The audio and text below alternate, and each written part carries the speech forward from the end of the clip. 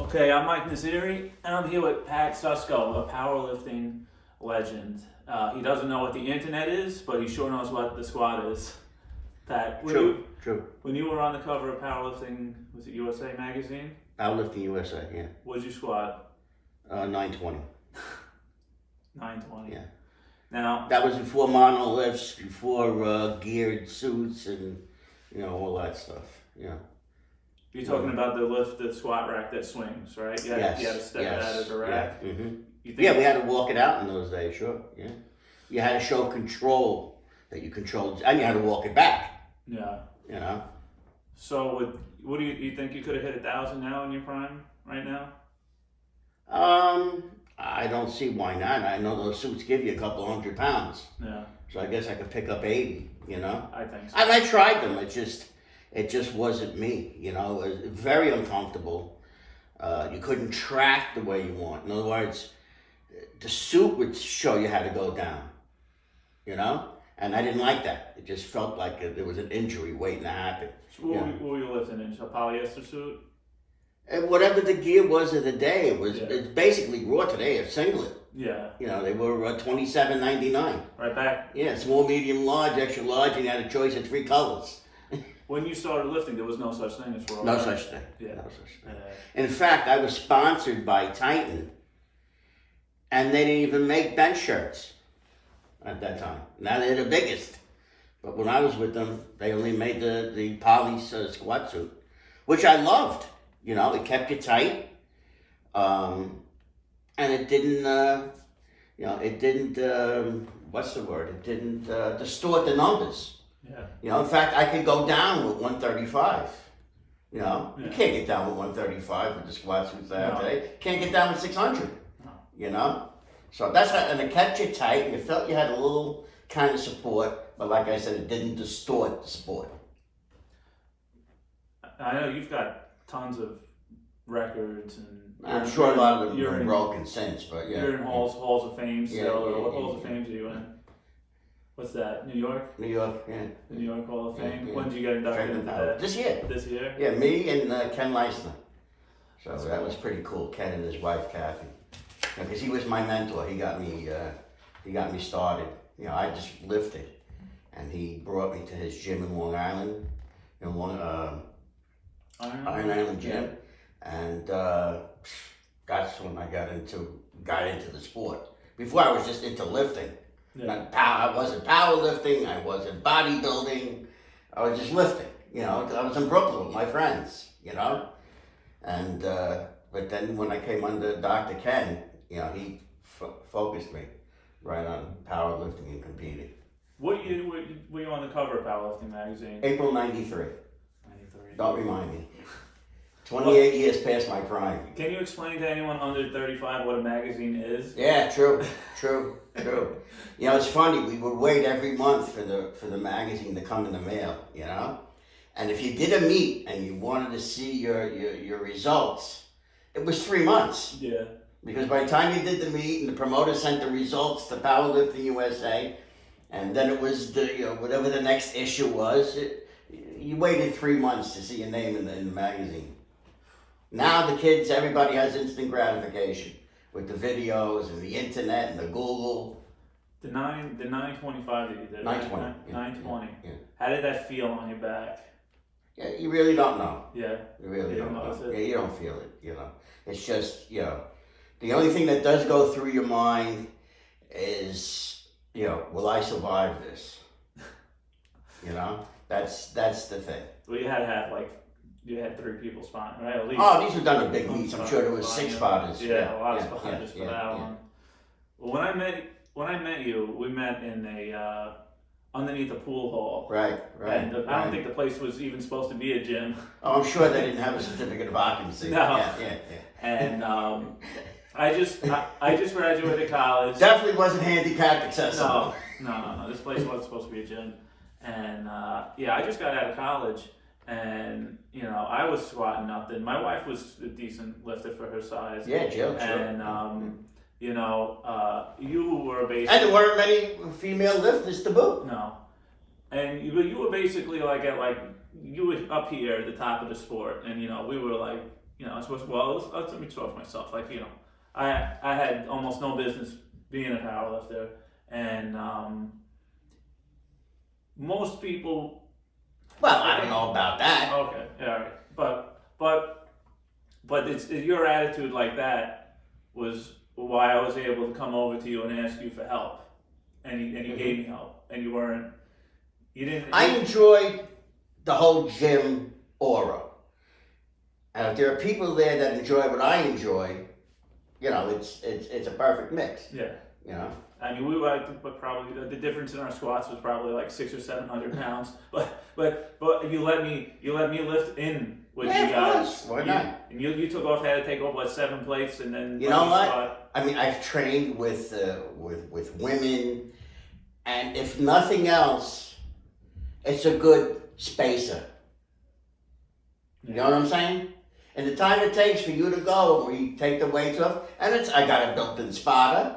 You know, I got someone to help me load. Certainly it's worth it. Someone to talk to, someone like-minded, you know. What was your day job at the time? Let's see. I worked in Lafayette High School as a paraprofessional and bounced at night. And then by 92, I was working for the city. I was working for the library system. And you were also married through all of this? Well, you were married a few times. Yeah, I was married a few times, yeah. I've always been in a relationship. Yeah. How'd you balance your lifting? Because it takes a lot of time. I mean, when women got involved with me, they knew that's what I did, you know. Some relationships, you know, tolerated it better than others, you know. I just got out of a relationship, a 10-year relationship with a woman who lifted. So that's not always the panacea. Yeah. You know? Yeah. Can you explain your training method? So, at least, well, I guess right now you said you changed. That's tough. Because of your age. Always evolve. Yes, you have to always evolve. Evolving. How I trained in 1985 and how I train now is, you know, completely different, you know. In fact, back in those days before I came under Dr. Ken, we were basically bodybuilding with heavy weight. Yeah. We had no idea what we were doing. Warming up, stretching, what's that? You know, we would go in and just lift as heavy, or like you would say, like, you know, put the pin on the bottom and yank. You know, it's, you know, it did probably hurt me in the long run, you know, with injuries and stuff like that, which manifests as you get older. You know, when you're 25 and 30, nothing hurts. You know, you're going to get stronger by mistake. But as you get older, all the mistakes you made come to a head, you know. I don't know if I answered your question. You did, yeah. So what's the number one thing you think you would have told yourself at the beginning? Oh, cycle your heavy and light. You know, back then we went heavy. There was no such thing as light, you know. Now they call it a deload, we call it going light. Recuperation, you know. The number one I could probably tell serious lifters is stay away from the straight bar unless you compete. Yeah. Okay? The straight bar, except for deadlifting, when you squat with a straight bar, bench with a straight bar, it's destroying your joints. Destroying your joints. And if you do compete, train with these specialty bars that they have now, the safety squat, the cambered bar, bench with the neutral grip.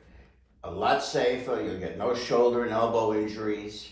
And then, like I said, if you do compete, maybe 8 weeks before the meet, then you bring in the straight bar. You save all that wear and tear, and there's a carryover, because lifting with the specialty bars is actually harder. So when you go to the straight bar, you're going to see a significant carryover.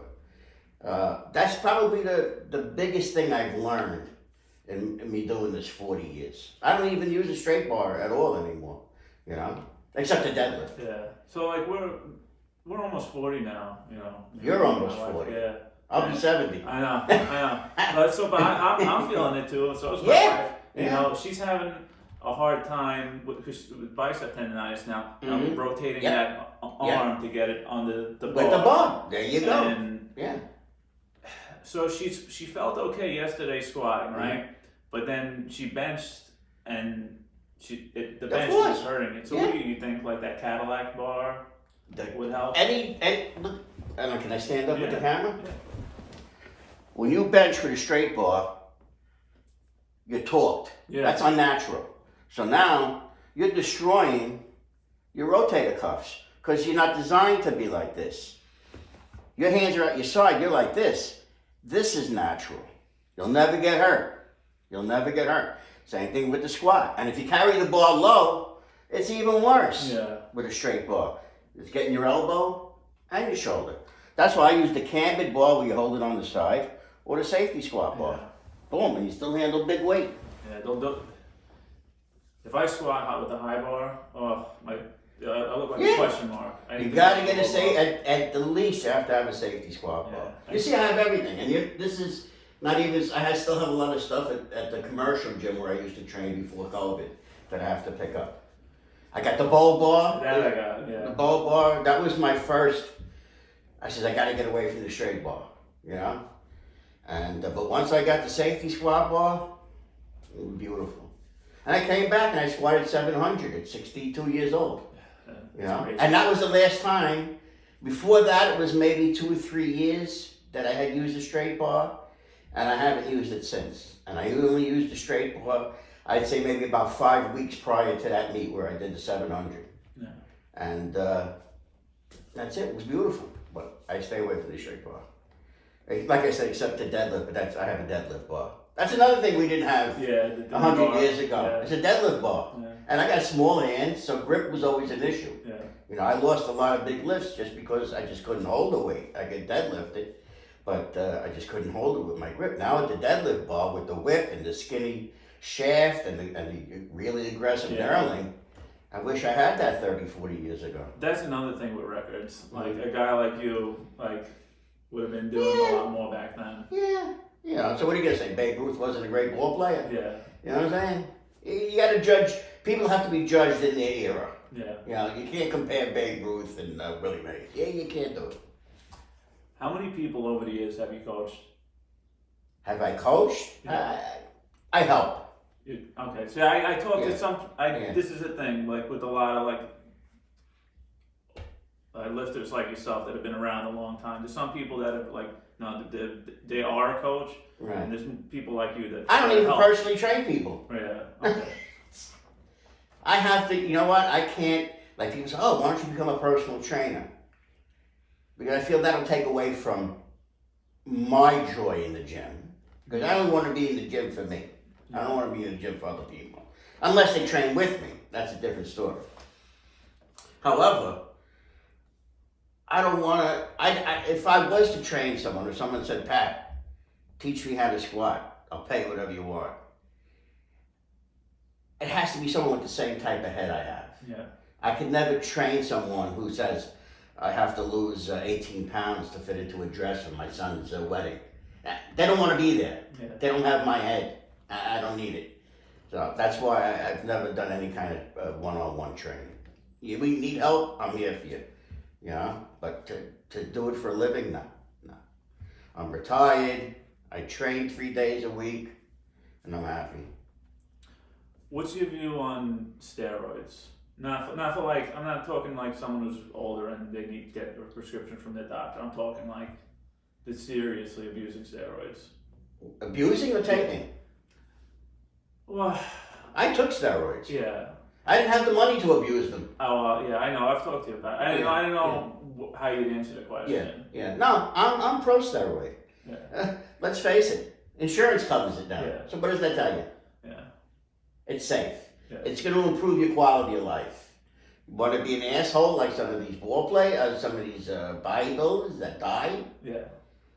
You know, you take a little, like I said, your hair grows better, you recuperate from your workouts, you use it to help you, you know? When we were in detail, there was a kid in there, like Pakistani maybe, and he was benching like 185. Every time I seen him in there, he was benching 185.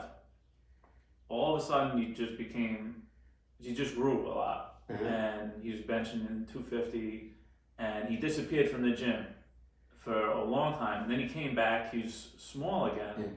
and he had a brain aneurysm. Yeah. And he must have been, I guess, just taking stuff like irresponsibly. Nah. You don't think so? Nah.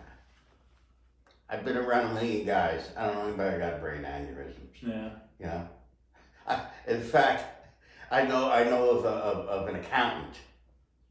I dated a woman that had a brain aneurysm. Didn't even go to the gym, let alone take steroids. Yeah. And the accountant had a brain aneurysm. The guy was 180 pounds, maybe. You know? What about, I hear the argument with steroids that, well, your muscles grow faster than your your tendons. tendons. I hear that a lot. Mm. Is that true? Yeah. Yeah, it could lead to injury. That's why you have to do it reasonably. You have to do it, within reason. You have to make it work for you. I mean, your body makes testosterone. Unfortunately, when you hit 25, 30 years old, it starts diminishing. And so I've talked to so many people, right? You're the first person I talked to that knows about steroids. Everyone, I talked to a lot of people that never touched the stuff and are very against it. And they shouldn't comment on it then. Yeah. So I want to interject here also, is that after I competed at the Worlds in '96, I went drug-free. Yeah. And went completely raw. Yeah. As far as lifting. So I know both sides of the fence. Right. If you haven't been on both sides of the fence, then, you really have no place talking. Well, what other than recovery, what are the benefits?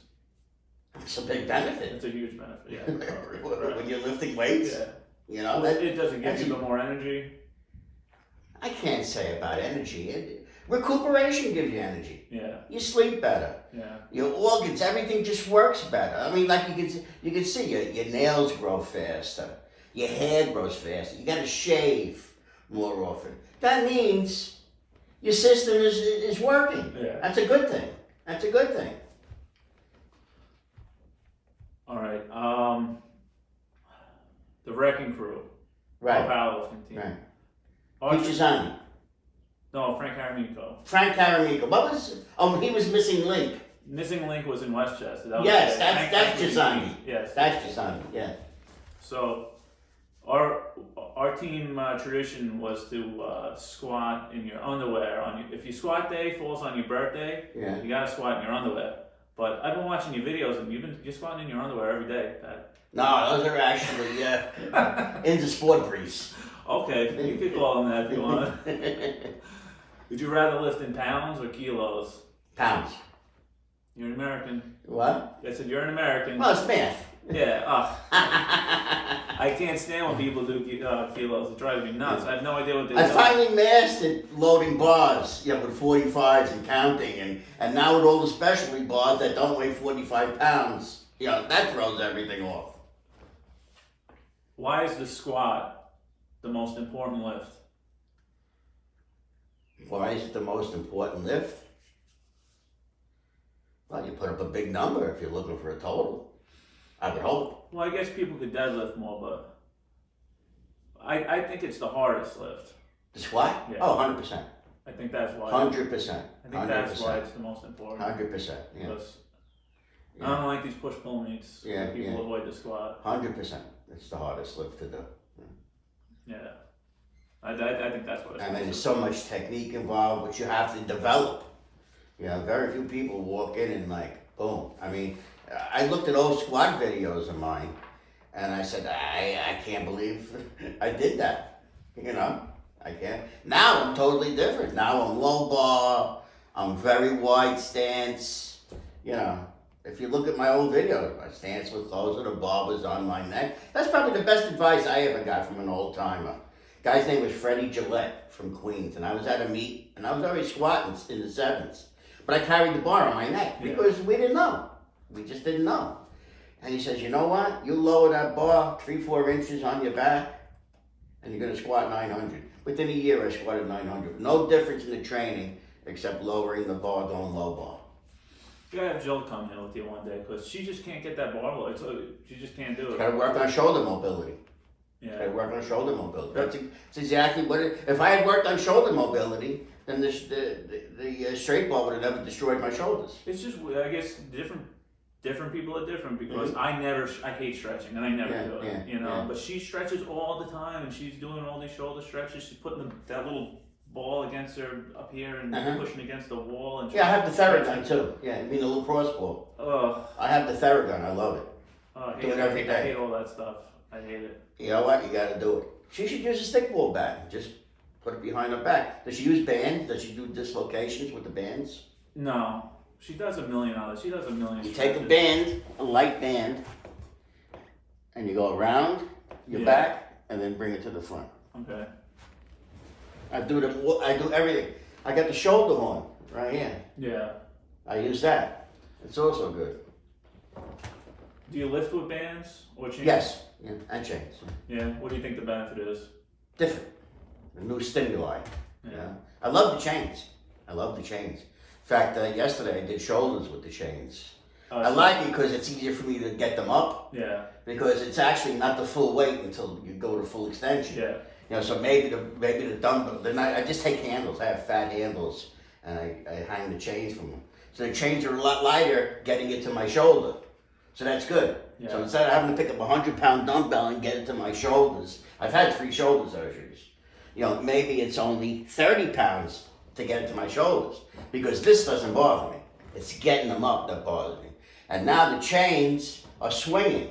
So now you got that static. So it's strengthening all the stabilizing muscles in there. Then I do flat bench with the chains and it's individual. And your hands are not locked in. They're kind of neutral, so it's safe for your shoulders. It's a win-win-win. The bands are a lot tougher on your joints. Yeah. The bands are a lot tougher. Bands, I do my rehab work with bands, but I haven't trained with bands, you know, like benching or squatting in a long time because and you can only do it 1 or 2 weeks in a row. Now I'm talking about for older people, not a 20-year-old, because they are a lot of stress on the joints. But they work. Everything works. I think if you're looking to go for a PR and like you're getting stuck halfway, they really help with your finishing. Different stimuli. Exactly, that's what I say about the specialty bars. Boom. You go to a meet and you haven't used a straight bar for a year, and now you're going to use it. You won't believe how strong you got using the other bars. How has lifting helped you through life? Or helped you through tough moments? It hasn't. You don't think so? No, not at all. You don't think you've been mentally tough? If anything, I think it's stunted my life. I don't think so. Well, I took it to another level. Yeah. Okay, because my lifting was a priority. Okay, I had a decent job. I got my pension. I got my Social Security. I'm happy, but training was number one. I always took a shift that allowed me to train. You know what I'm saying? So I never went for the promotions and stuff because I had to get my training in. Yeah. Okay. So, I see what you're talking about. For a lot of people, you know, you'll find very few people. I don't know. Maybe I'm wrong. That took powerlifting or took whatever their discipline is, you know, to this level, you know, and also had another type of career. Very few. There's a lot, but on the whole, you know, it's a whole different ballgame.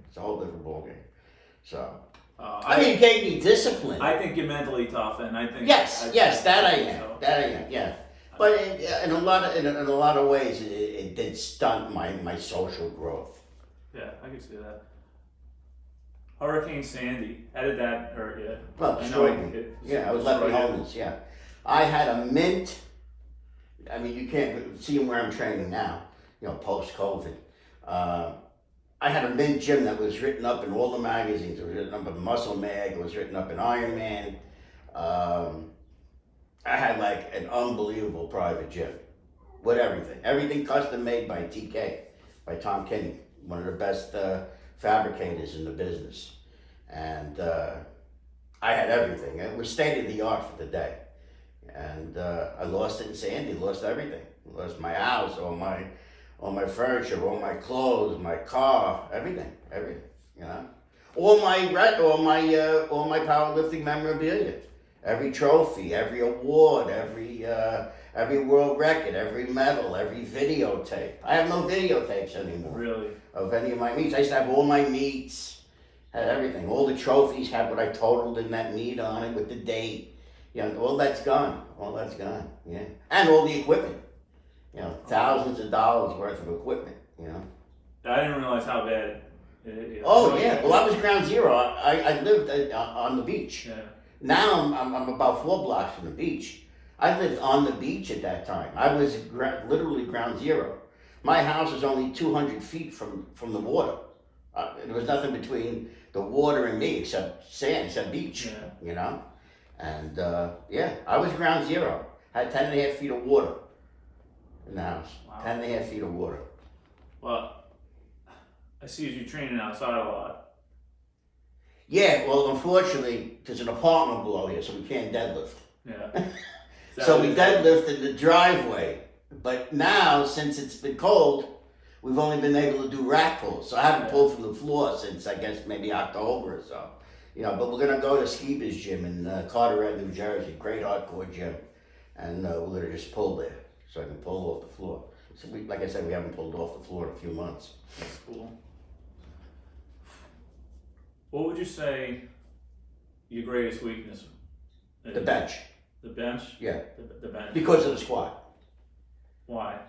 Well, again, the low bar, straight bar, 900-pound squats destroyed my shoulders and my elbows. So I had 3 shoulder surgeries and I had surgery on both elbows. So I'm training pain-free now, but the weight's just not there, When you were squatting, did you feel it? You felt the pain? Of course. Yeah. So I had, if you look at it, I've had 5 surgeries that directly impact the bench. So,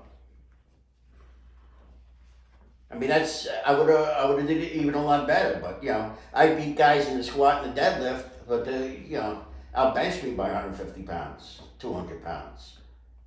Yeah, well, I always say, or I always see it too. There's no one is good in all 3. Mm-hmm. You never find anyone that's just like a world class squat or bench or deadlifter. Yeah, well, you had Ed Cohn, but even Ed Cohn, I mean, he had a 560 or better bench, but when you put that up against his 900-pound squat and his 900-pound deadlift, I guess. But the guy's still benching 560 raw. Yeah, come on. He's like the genetic exemption. He's the GOAT. But anyone I see, there's always you have one lifter generally, that great, But there are a lot of lifters that may not be great, but their lifts are equal. Maybe they got a 600-pound squat and they got a 400-pound bench and a 500 or 600-pound deadlift. And that's pretty even. Yeah. That's a good solid lifter. Can you take lifting advice from a woman? Yeah, why not? Why not? Yeah. Well, can you take? Well, I gotta hear it first. Let me ask you this question. It depends who the woman is. Okay. Let me ask you this question, because you were married to someone who lifted. Right. Could you take lifting advice from her? No. Okay. Because she got her advice from me. Thank you. Thank you.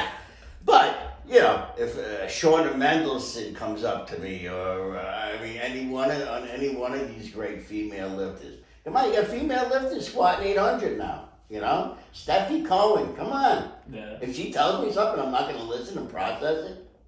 It's hard if it's your wife. What? It's hard if it's your wife. Oh, sure. Yeah. Me and my wife have had some big. Oh, I'm advice. sure. I think lifting was a big block in my last relationship. Yeah. Whereas I thought it would be the panacea. But who knows? But would I certainly take advice? Yeah. Depends what if they have credibility.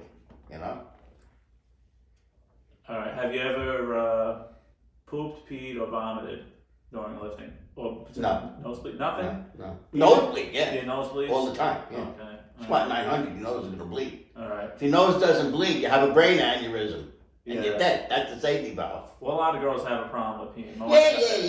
Yeah. And I have a problem. Every time I hit a PR in my deadlift, you know, a little short. Just every time I hit a PR, it's like every. I don't know about now. See, I don't go for PRs now. I don't do anything less than five solid, clean reps. That's fine. You can cut it out. What So I don't push that heavy. Yeah, come on. Come on. All right, excuse me. So, the, Oh, so I don't push that heavy. yeah, So, but now at my age, you know, your bladder, sometimes you're a little incontinent, you know. I guess if I maybe strained like that today, maybe I'd lose something. yeah, well, I think taking like 4 times the recommended amount of pre-workout doesn't help. You know, I was never a pre-workout guy. I sip it through the workout. Yeah. I like it, like I like the Fruit Punch. What am I using now? The C4, Yeah, okay? But I put it in a big jug, 1 scoop. yeah, And I use it just for flavor. And I make it real cold, and I sip it through the workout. But I see these guys, they take it and boom, in 1 shot, like a shot glass, you know? yeah. You know what? You come up and then you go down. I stay at an even keel. The only time I know I'm done is when my muscles are done. Yeah. But I'm good like that, so I don't depend on pre-workout. That's smart. This is my own personal opinion. Powerlifting has the nicest athletes. What's your opinion? Well, I'm a powerlifter. They're powerlifters. Well, right? I've gone to competitions all over, and I just find that Yeah. everyone's nice. I don't find I really haven't found any jerks in the sport. Yeah. No, they're raw. Yeah. They're raw. You've been around longer than me. Yeah, they're raw. No, but considering, it's a major sport. I don't know if it's a major sport, but for the amount of people that powerlift, by and large, they're all good people. They're all good people. Well, you know a lot of top athletes in the Right. sport, right? Would they go out of their way? Like if somebody was having a problem with their knee wraps, and most likely, I think they would help. Sure. Yeah, I think in this sport, I don't think in a lot of other sports that would happen. Yeah, definitely, 100%. Yeah. You ever do the strict curl? No.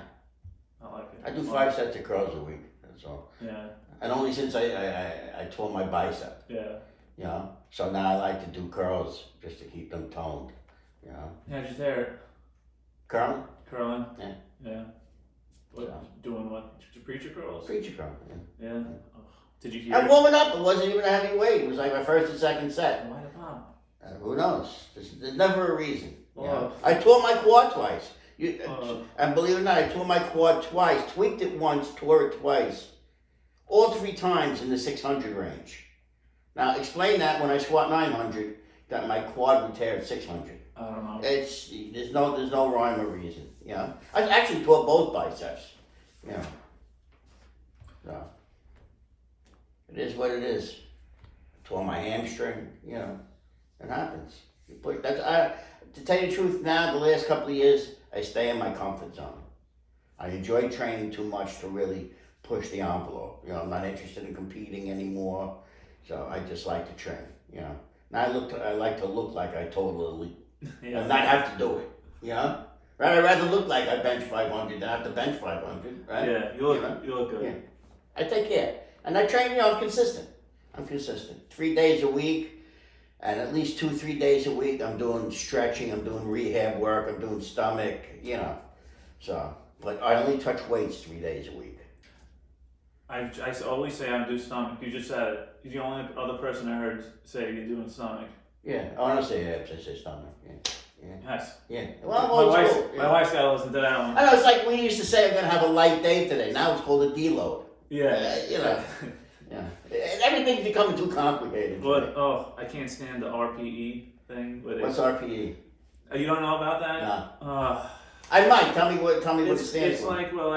Let's if you're coaching an athlete, like the athlete will tell you like in like this zone from like 6 to 20, like how heavy they felt it was, and like that, so the coach will tell you like, okay, I want you training at like a RPE of like 8 or 9. No. No. I don't understand why if you're a coach you just can't tell. No, you just don't know what that athlete should be doing. I mean, the most complicated I'll get is percentages. Because it's basically like if you went to a doctor and they ask you, what do you feel on like 1 to 10? Oh, that stupid chart? Yeah, it's like that's what it is. Yeah, it's like it's how do you feel? I'm like, if you're a coach, you got your lazy athletes and they want to cheat. I wouldn't trust them. Yeah. I would only trust my top athletes. I never heard of that. What does the RPE stand for? I've never heard of I gotta that. look it up. Yeah. Yeah, I see it all the time on Instagram. They'll post like doing an RPE of 8 for 3 sets of 10. Yeah. Yeah. I mean, even what's the other thing? The AMRAP.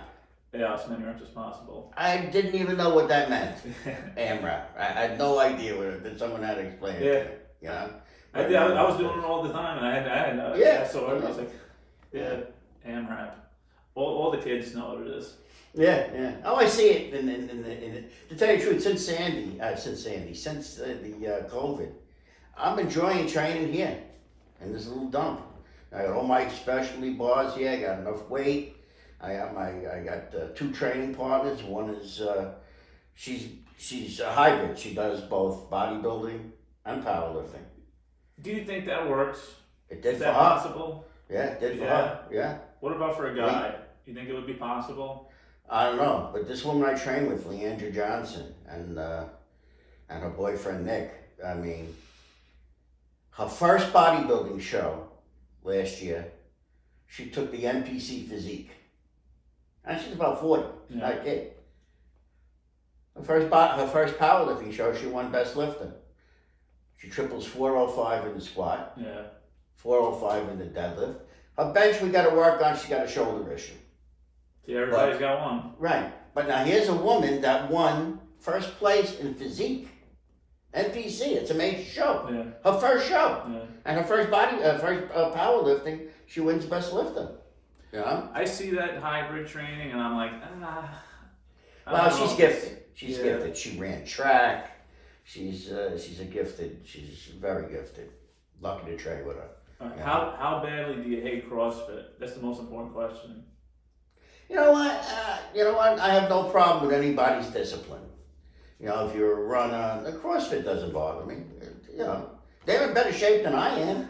Overall shape, I'm sure. I couldn't do half of that stuff. You know, God bless them. I don't know what their joints are going to be like. You know, in a few years. Well, I think I don't think you're going to have masters CrossFit. No. To tell you the truth. No. You know. What I'm hearing from a lot of Olympic coaches Uh-huh. and gyms that are training people in powerlifting is that they're getting a lot of athletes from CrossFit. So it's like people are comfortable going into it, Right. whereas people wouldn't be comfortable to start as a powerlifter. Right. So they're going into CrossFit. They're doing some of these same movements. And Right, they're like, well, right. maybe I could be a powerlifter, powerlifter, or maybe I yeah, could be an Olympic lifter. So yeah. it's been a big recruitment Yeah. tool Yeah. recently. I would guess as you get older, I guess you would fade into powerlifting also. Yeah, from the Olympic, that's the what I see CrossFit, too. The yeah. Olympic lifters tend at the end of their career, like they move to powerlifting. Mm-hmm. Because I never understood why Olympic lifting was hard on. I thought it was easier on the joints. I would think so too. It's a lot of momentum. Yeah. I actually on the last podcast, that Olympic coach, he was explaining to me why it's so much harder on the joints than powerlifting, even though they're moving less weight. Mm-hmm. That you're just flying off the floor and then getting slammed down. All your joints again. You know what I mean? I don't know. They get that bar moving, and then they duck underneath it. I think it's a lot easier than actually just I don't know. I've never done an Olympic lift in my life, believe it or not. I've never done an Olympic lift. So I've heard from more than one person. That guy Pete Miller, this guy Schmitz, the last guy I did the podcast with, and they'll all say they've done Olympic lifting and they've done powerlifting later in their life, and the powerlifting is easier on their bodies. It's funny. I have someone that you could talk to. Her name is Linda Jo Balsito. Oh, yeah. You know Linda Jo? She used to lift on with the Wrecking Crew. Oh, okay, right. Yeah. And she goes back and forth. Yeah. She just got into the Hall of Fame also. Yeah. Linda Jo was with the Wrecking Crew. Our team. Linda Jo was another Dr. Ken student. Yeah. Yeah, Linda Jo. Yeah. I gave an exhibition at Dr. Ken's. I did 5 and change for 10 reps, and Linda Jo wrapped me. And it was just so hot. And she's, now there's a woman that I would take advice from. Yeah. Okay? I mean, I let her wrap my knees, and I'm going to be doing something in front of a whole bunch of people, Yeah. Linda Jo. I'm still in contact with Linda Jo. Good people. Yeah, you know what? That's a good idea. I gotta do a podcast with her. Yeah. That's a great idea. She's in Maryland. I don't know if you know. Yeah. Well, she could probably figure out how to do it over Zoom. Oh yeah. That's, Yeah. You know what? That's me. You don't know what a computer is. Exactly. No, I have a computer, but you know, I have very little computer savvy. Very little. You know, just know to go on Facebook, maybe do some searching. You know, that's about it. You lifting today? No. Are you off today? Trained yesterday, and tomorrow squat and bench. Oh, Pat. That's it. That's it. Wow, that went fast, Mike. That's it. Give my best to Jill. That's it. That's your whole life. What? That's it. Your whole life story in 1 hour about. Oh, I got plenty of anecdotes. Don't worry. Part two. Thanks a lot, Pat. Now, how am I gonna see this now?